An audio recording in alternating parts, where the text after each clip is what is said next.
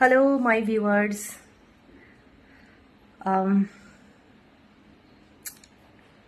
একটুখানি টেনশনে আছি বিকজ আনফর্চুনেটলি আমার একটা ভিডিও ডিলিট হয়ে যায়। বিষয়টা হচ্ছে আজকে আমি কালীঘাট মন্দিরে গিয়েছিলাম, তো সেখানে মন্দিরে যাওয়ার সময় আমি ভিডিওটা করিনি। মন্দিরে পুজো টুজো দিয়েছি, সব কিছু করেছি।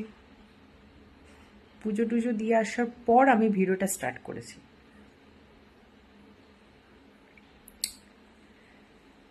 ভিডিওটা সবই ঠিকঠাক ছিল, বাট একটু ইনস্টাগ্রামের একটু প্রবলেম ছিল, যেই কারণে ভিডিওটা আমার জানি না কোথায় হাওয়ায় চলে গেল, বুঝতেই পারলাম না ভিডিওটা। ছাড়ো, এই বড় বড় জিনিস ত্যাগ করে ফেলেছি সামান্য একটা ভিডিও। নেক্সট টাইম যখন আবার কালীঘাট মন্দিরে যাব তখন ভিডিও বানাবো। বিষয়টা হচ্ছে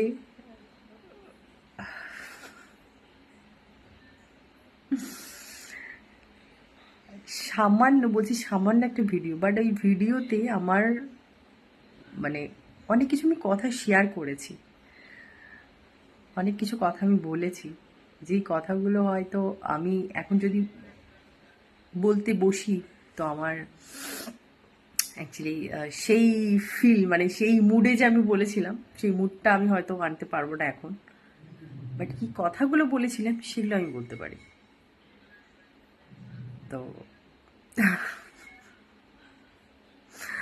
আমি না ভাবছি আমি হাসবো না কাঁদবো না কি করবো, কিচ্ছু বলার নেই।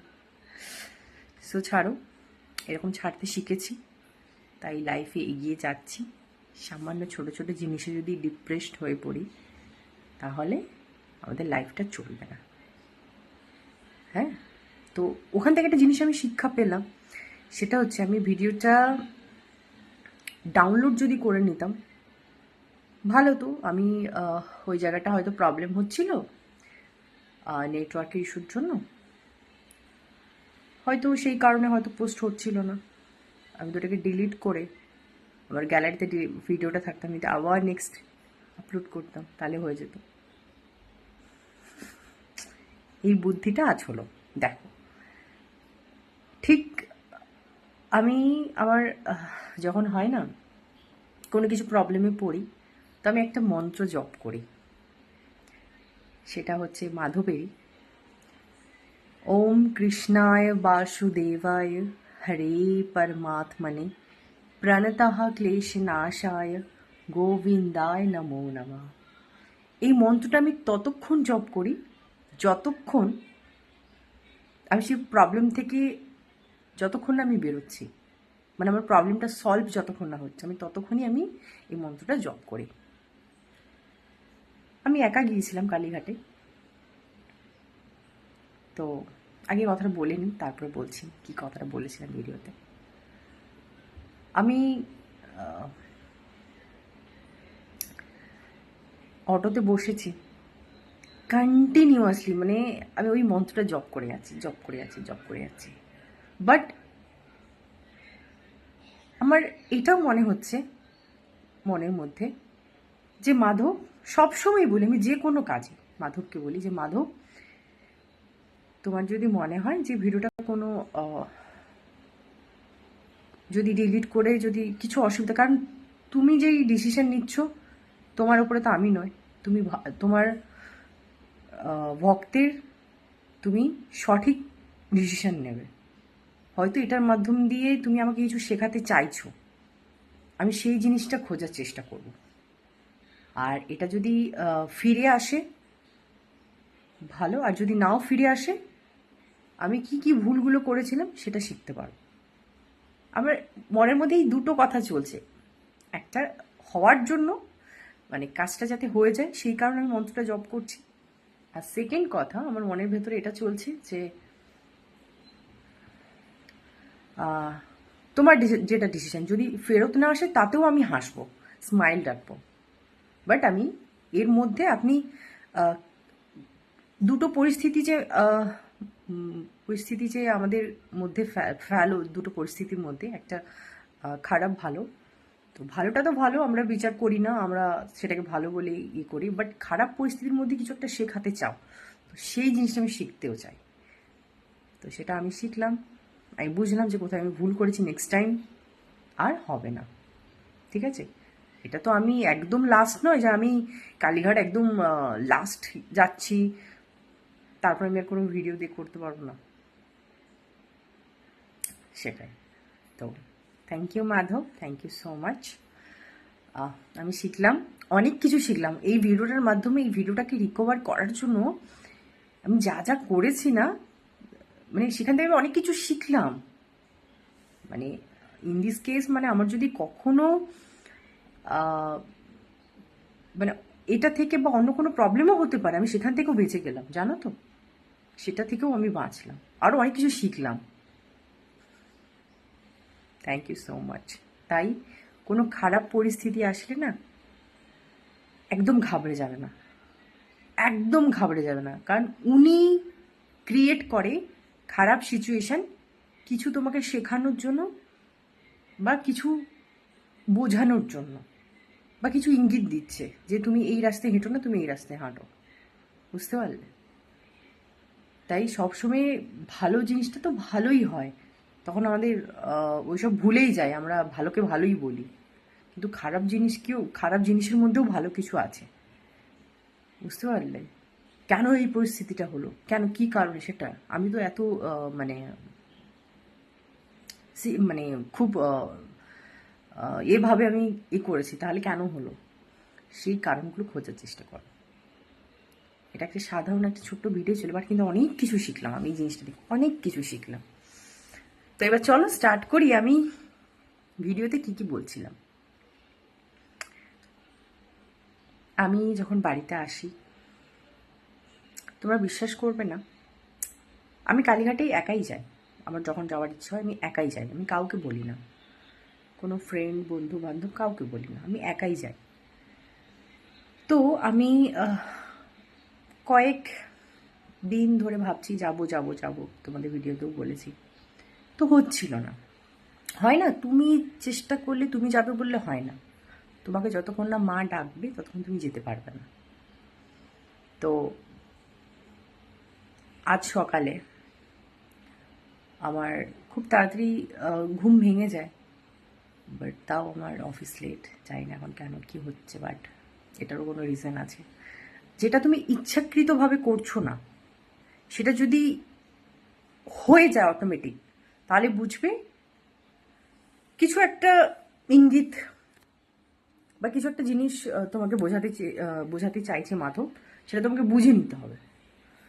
তো যেটা, আমি সকালে উঠলাম, তো হঠাৎ করে মনে হলো আমার যে হঠাৎ করে যাই না, আমি ওয়াশরুমে ঢুকেছি, বিষয়টা হচ্ছে ওয়াশরুমে ঢুকেছি, তখনই আমার এতটা পরিমাণে ভেতরটা, মানে মনটা ভার হয়ে যাচ্ছে না, মানে লিটারালি তখন আমি কাঁদছি একদম পুরোপুরি, মানে কি ভেবে আমি জানি না, কাঁদছি, আর মায়ের মুখটা আমার চোখের সামনে ভাসছে।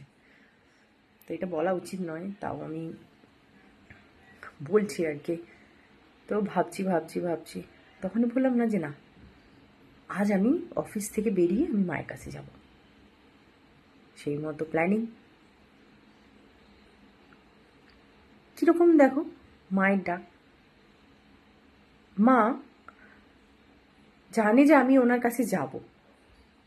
আমাদের এমনি অফিস ছুটি হয় আমাদের 6:45, বা যদি মানে স্যার থাকে তো মিটিং নিলে তখন লেট হয়। বিষয়টা হচ্ছে, আজকের স্যার দেখিনি গ্রুপে মেসেজ করে বলল যে তোমাদের 5টাতে ছুটি। ওয়াও, মানে ছুটি হওয়ার কিছুক্ষণ আগে মুহূর্ত আমি শুধু, মানে আমার ভেতর থেকে হচ্ছিল ছুটিটা হবে, আমি মায়ের কাছে যাব, মানে ভেতর থেকে একটা কীরকম একটা হচ্ছিল। তারপর যখন স্যারি মেসেজ দেখলাম তখন হচ্ছে বাবা, মানে মনে হচ্ছে মাই ইঙ্গিত করলো, মানে তুরন্ত যেই 5টা বাজলো সব লগ আউট করে সব ফাইলপত্র গুছিয়ে করে জাস্ট বেরিয়ে পড়লাম। বেরিয়ে পড়ার পর আমি তখন কোনো ভিডিও করিনি, সত্যি কথা বলছি, আমি তখন কোনো একটা ক্লিপও নিইনি, কোনো ভিডিও করিনি। ফোনটা আমার হাতে ছিল, জাস্ট ব্যাগটা কাঁধে ছিল। আমি তুরন্ত, মানে বিশ্বাস করবে না, আমি অফিস থেকে বেরিয়ে যখন আমার কালীঘাট স্টেশনে নামলাম তখন থেকে আমার চোখটা ছলছল করছে, মনটা একদম ভার হয়ে রয়েছে। মানে এটা আমি শুধু মায়ের কাছে বলে নয়, মানে আমি কোনো মন্দিরে যদি যাই না, আমার এই জিনিসটা হয়।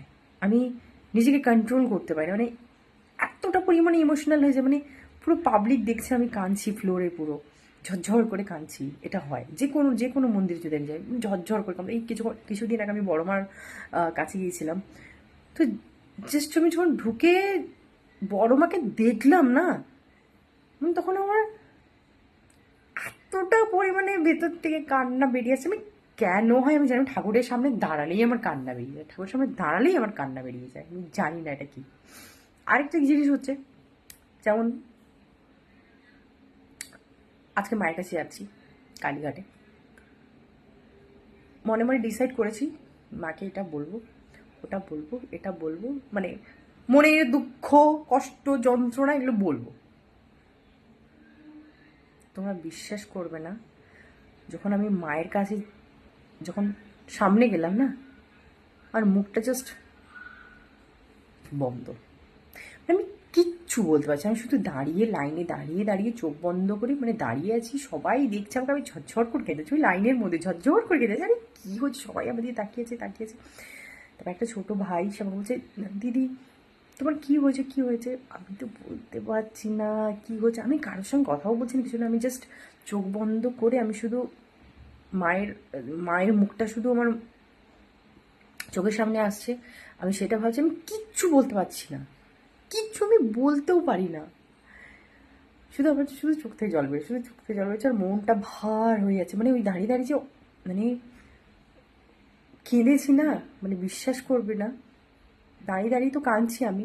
কাঁদার পর মায়ের আরতি হয় 6:30টার সময়, আজকে একটু লেট হয়েছে, আজকে 7টা সময়, 7:10-15 দিকে, 10-15 বা 7টার সময়, হ্যাঁ এরকম হবে, মায়ের আরতি শুরু হয়েছে। তো মায়ের আরতি যেই শুরু হচ্ছে, গেটটা বন্ধ হয়ে গেছে। এই পাশে বাবার মন্দির আছে, মানে ভোলানাথের মন্দির আছে, শিব মন্দির। তো ওখানে আরতি শুরু হয়েছে, বাবার এখানে আরতি শুরু হয়েছে। এই যে ঢাক বাজছে, তার উপরে শঙ্খের আওয়াজ, ওই আওয়াজ যেমন কানে আসছে, এদিকে চোখ বন্ধ করে আছি, বিশ্বাস করবে না, আমি জাস্ট 1 থেকে 1.5 ঘন্টা জাস্ট চোখ বন্ধ করে এতটা অচ্ছন্ন হয়নি কেঁদেছি না, এতটা, বিশ্বাস করো আমার ভেতর আমার মনের ভেতরে যা দুঃখ কষ্ট, যা গম, যা কিছু ছিল, সব জাস্ট 1.5 ঘন্টা পর এরকম আরতি শেষ। তারপরে এবার ওখান থেকে এবার লাইনটা সরে যাচ্ছে, তো আমাকে পাশে সেই ভাইটা বললো, দিদি দিদি চলো চলো চলো, সামনে লাইনে এগিয়ে গেছে। আমার জাস্ট তখন ঘুম ভাঙ, তখন আমার না মনে হলো আমি যেন একটা কোন ধ্যানের মধ্যে ছিলাম, আমার ধ্যানটা ভেঙে গেল। মনে হচ্ছে, আরে তখন আমি ভাবছি, আরে আমি তো অফিসে ছিলাম, অফিস থেকে এখানে কি করে এলাম, মানে সেন্সলেস যেরকম হয়ে যায় না মানুষ, আমি সেরকম হয়ে গেছিলাম। মানে আমি যে ভাবছি যে, মানে কি, তারপরে আমি তখন যে আমি ভাবছি যে কি, মানে কি একটা জিনিস, মানে কি হচ্ছে আমার সঙ্গে, কি আমি বুঝতে পারছি না। তো সেটাই, আর যে মাকে বলবো এটা ওটা আমার দুঃখে কষ্ট, আমি শুধু একটা কথাই আমি বলেছি, যে মা তুমি সব জানো আমার ভেতরে কি চলছে, আমি কি চাই, আমি দেখো, আমি তো রক্তে করা মানুষ না, আমি তোমার কাছে তোমার সন্তান, তোমার কাছে এটা চাইবো ওটা চাইবো, হয়তো ভুল জিনিসটাই চাইছি, কি খারাপ জিনিসটা চাইছি, কিন্তু তুমি ডিসাইড করে সেই জিনিসটাই দেবে যেটা আমার জন্য ভালো, সেটা আমি জানি। তাও বলি যে আমি আমি কি চাই না চাই সেটা তুমি, আমাকে তোমার কাছে ওপেন করা কিছু নেই, কারণ তুমি সব জানতা, তুমি তো সর্বস্ব। তো শুধু এইটা বলেছি আমি, ঠিক আছে, এরকম বলে জাস্ট তারপরে যখন মায়ের গর্ভগৃহে ঢুকলাম, সেই বিষয়টা, সেই ইমোশন, সেই ফিলিংসটা আমি বোঝাতে পারবো না, সেটা যারা গেছে তারা জানো। আমি কালীঘাটে এখন প্রায় আমি একাই যাই, একাই পুজো দিই, চলে আসি। আমি যখন ফার্স্ট কলকাতাতে এসেছিলাম তখন আমি যখন কালীঘাটে যাই তখন না এরকম ছিল না। আমি সেই ভিডিওগুলো দেখাচ্ছিলাম তোমাদের, সেই ভিডিওগুলো ডিলিট বা ছাড়ো, আমি নেক্সট টাইম যখন যাবো ওর ভিডিও করবো। তখন আমি যখন ফার্স্ট কলকাতায় আসি তখন আমি প্রথম মায়ের কাছে যাই কালীঘাট। তো সেখানে না পুরো খোলা ছিল, তখনই যেমন স্কাই ওয়ার্ক, তারপরে অনেক কিছু হয়েছে না এখন ডেভেলপমেন্ট, তো তখন কিছু হয়নি, তখন পুরো খোলা ছিল। আমি এখনও মনে আছে মাঝখানে মন্দির ছিল, আমি হলুদ কালারের শাড়ি পরে গিয়েছিলাম। তো দূর থেকে গিয়ে আমি দেখলাম যে মায়ের ছবিতে দেখতাম এরকম বড় একটা জীবের মতো আর এরকম, তো বাইরে থেকে প্রণাম করেছিলাম। এখন সেই জিনিসটা পুরোপুরি চেঞ্জ। তো সেখান থেকে তখন তো ওই করতাম, এখন সেখান থেকে আমি এখন একা কলকাতায় পথ চলতে শিখে গেছি, চিনতেও শিখে গেছি, চলতেও শিখে গেছি একা। তো সেই কথাগুলো ভিডিওতে বলছিলাম যে আমি আজ লাইফে মানে একা চলতে শিখে গেছি। তো সেটাই বলছিলাম যে লাইফে যদি কোথাও যাওয়ার ইচ্ছে হয়, কোনো মন্দির হোক, কোনো জায়গা হোক, নিজের মন চেয়েছি বেরিয়ে পড়ো। কিছু খেতে ইচ্ছে হয়েছে, আমার যেমন খেতে ইচ্ছে হয়, তো আমি কি করি অফিসের মধ্যে অর্ডার করে ফেলি। আমার বেশিরভাগ ইচ্ছে হয় একটু বিকেলটা একটু ওয়াও মোমো, একটু স্পাইসি খাবার, আমি খুব স্পাইসি খাবার পছন্দ করি, তাও একটু ইচ্ছে হয়, তো আমি একটু অর্ডার করে ফেলি। এবার যদি হয় বাইরে একটু খেতে বসে, তো আমি বাইরে একা রেস্টুরেন্টে বসে খেয়ে নিই। আমি একা বসে আছি টেবিলে, বাট কেউ তার পার্টনারকে নিয়ে গেছে, কেউ তার ফ্যামিলি নিয়ে গেছে, বাট আমি একা বসে দিব্যি খাচ্ছি, কানে হেডফোন দিয়ে গান চলছে আর আমি খাচ্ছি, ঠুসছি। কীরকম বলে তো, আমি সেটাই বলতে চাইছিলাম, লাইফে যে একবার একা চলতে শিখে গেছে তাকে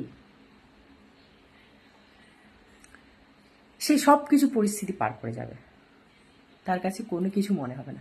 আজকে আমি ভিডিওটা নিয়ে একটু আপসেট ছিলাম, আপসেট তো হবেই, মানে কত সুন্দরভাবে ভিডিওটা করেছিলাম, অনেক কিছু কথা বলেছিলাম, হয়তো এখন মনে পড়ছে না, কারণ সেই মুডে বলেছিলাম। পুজো দিয়ে বেরিয়ে আসার পর যে সেই এক্সাইটমেন্ট ছিল আমার ফেসে, তো এখন হয়তো দেখছো ফেসটা একটু লাগছে, সেরকম এক্সাইটমেন্ট নেই, বাট ছাড়ো, বাদ দাও, নেক্সট টাইম যাবো, নেক্সট টাইম ভিডিও হবো, বাট অনেক কিছু জিনিস শিখলাম, সেটাও সাবধান হয়ে গেলাম। তাই তোমরাও অল্প ছোটো কোনো জিনিসে না একদম ভেঙে পড়বে না। মাধব যা কিছু করে ভালোর জন্যই করে, যা হচ্ছে ভালোর জন্যই হচ্ছে, যা হবে সেটা ভালোর জন্যই হবে, বুঝতে পারলে? সো চলো, আজ তো অনেক রাত হয়ে গেল, চলো আর বেশি কিছু বলবো না, দেখা হচ্ছে কালকে সানডেতে। রাধে রাধে, জয় শ্রীকৃষ্ণ।